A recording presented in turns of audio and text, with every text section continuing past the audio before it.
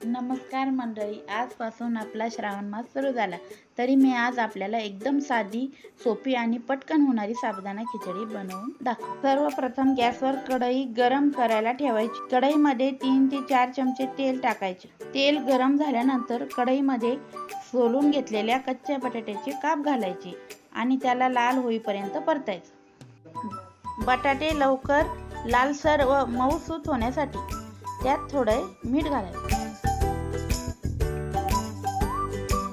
आता आपले बटाटे लालसर झालेले आहेत. आता मी 3 ते 4 हिरव्या मिरच्या व शेंगदाणे मिक्सरमधून बारीक करून घेतले. ते यामध्ये टाकून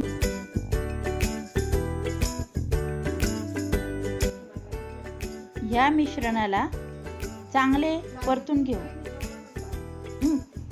मिश्रण परतत असताना त्यामध्ये चवीनुसार मीठ घाला आणि लक्षात घ्या, आपण आधी पण बटाट्यामध्ये थोडं मीठ घातलं होतं. मीठ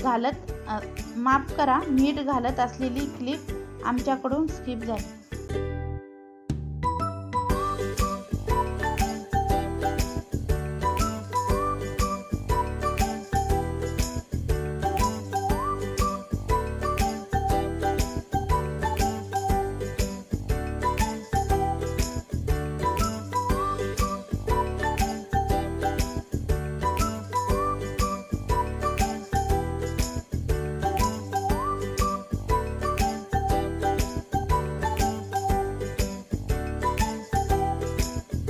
तीन ते 4 तास भिजवून घेतलेला साबुदाणा मी त्यामध्ये टाकते आणि चांगला मऊसूत होईपर्यंत परतून घेते.